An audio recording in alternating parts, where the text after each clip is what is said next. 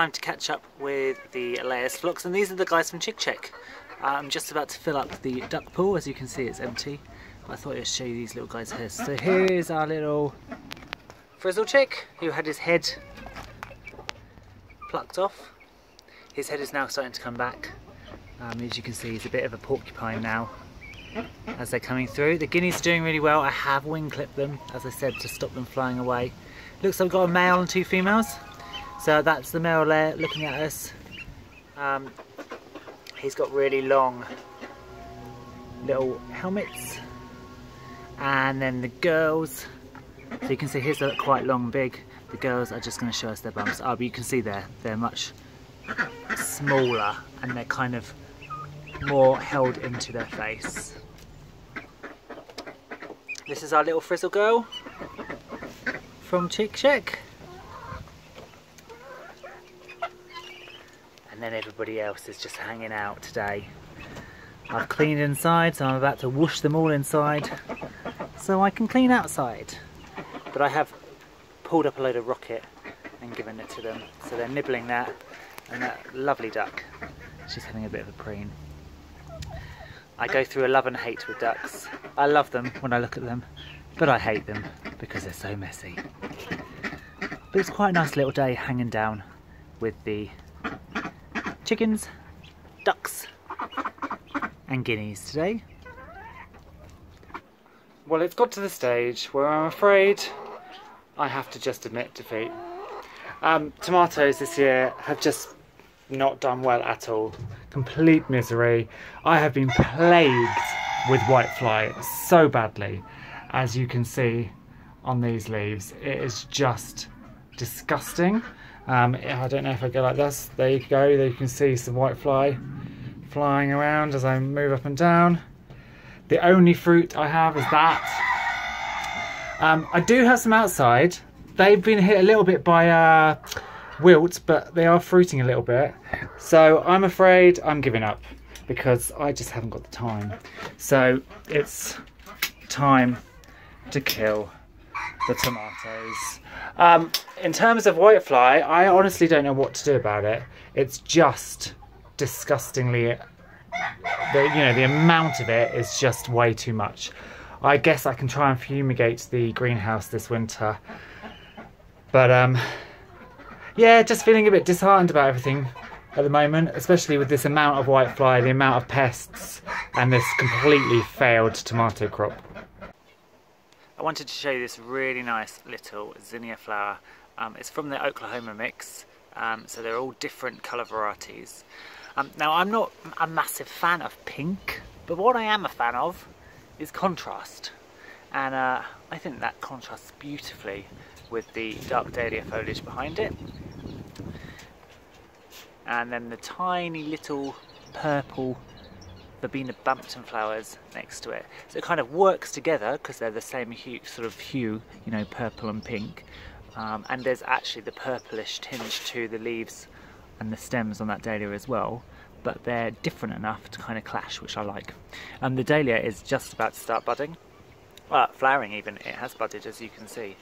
And then we've got another one here, again, it's about to start flowering, and the little green one down here has been massively attacked. It does seem that slugs and snails prefer the green ones to the purple stem varieties because they tend to leave them alone.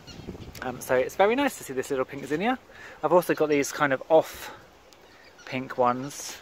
They're starting to go over, but all you do when they get to this stage is you just snip the head off, and then, as you can see that I've already done, it splits and you get more flowers. But this one is rather pretty. Well, as many of you know, my summer vegetable garden this year has been a disaster. A, I got a new job, and so I couldn't spend so much time, and B, it's been so drought heavy this year. And I don't have a drip system or anything like that, so I've lost a lot of stuff. But I'm determined, therefore, to plant some seeds and to make a really good winter garden. So I've already started my bright lights chard, my winter cabbage, my 3 different kale varieties, and my broccoli. And now I'm going to put in some spinach. Now you can put these in September to October, and they won't be, if I put them in now, I'll be getting a few leaves off them for this year, but they won't really be harvestable until next year. But I'll get lots of spinach from the first warm weather all the way through to early summer, which is when they tend to bolt. If I planted them next spring, I'd only get a couple of months. This way I get a nice long shot at it. Now the nice thing with spinach is the seeds are relatively large, so you can kind of direct sow a little bit easier rather than just laying them all out there. You can see they're a decent size. I've firmed all of this down, so I'm just going to lay out the start of my seeds on the surface, and then I will cover in a little bit of compost and we'll be off.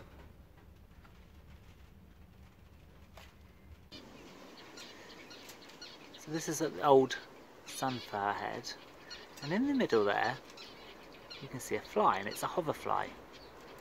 And I did a video on these last year talking about the fact that their larvae eat aphids, and actually what this is doing at the moment is she is laying eggs.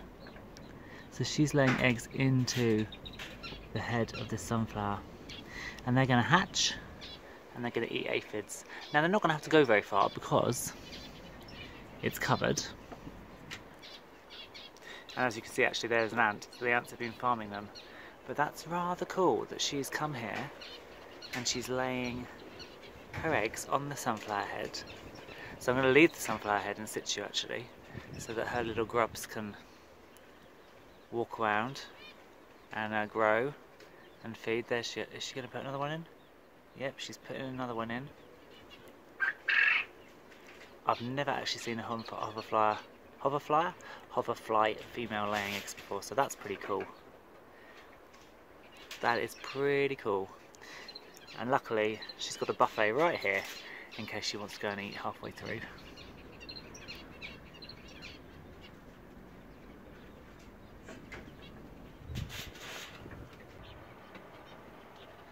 Now potentially the one and only crop that has actually done quite well this year are the peppers, and that's probably because they're right by the house.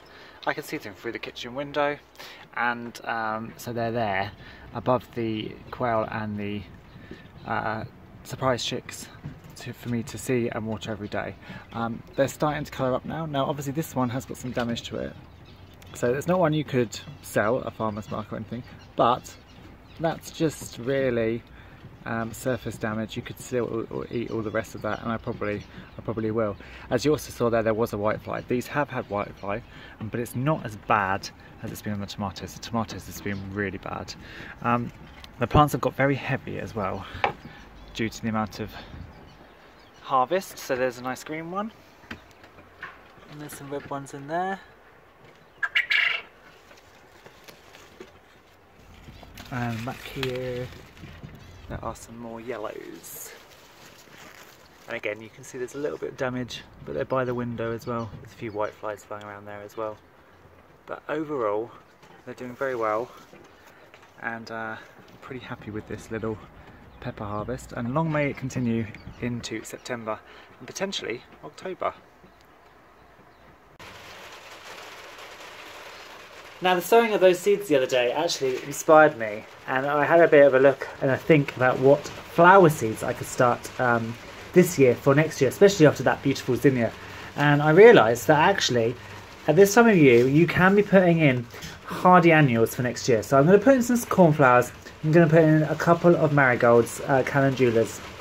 You can hear we have rain. So I think autumn is on the way. The summer has disappeared now, and we're getting some decent rain. Now, these are hardy annuals, and they can stay outside all year round unless you get tons of snow. I always find that although you can leave them out in the frost, it's better to protect them just with a little cloche or a little glass dome or something, just to make sure they do make it. Otherwise, what's the point of putting them in early? The other thing is you can obviously overwinter them inside a greenhouse or something like that, but I have mega whitefly issues at the moment, so until I have that sorted out in the greenhouse I don't really want to overwinter anything in there.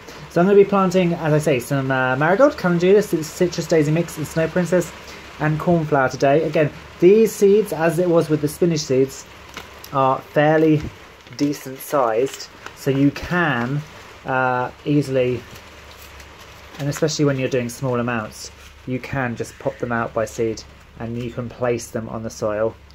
I seem to have dropped one by one, so you get a nice distribution. So that is what I'm going to be doing today, popping in some flowers for next year so that I actually get a very nice early on colourful garden.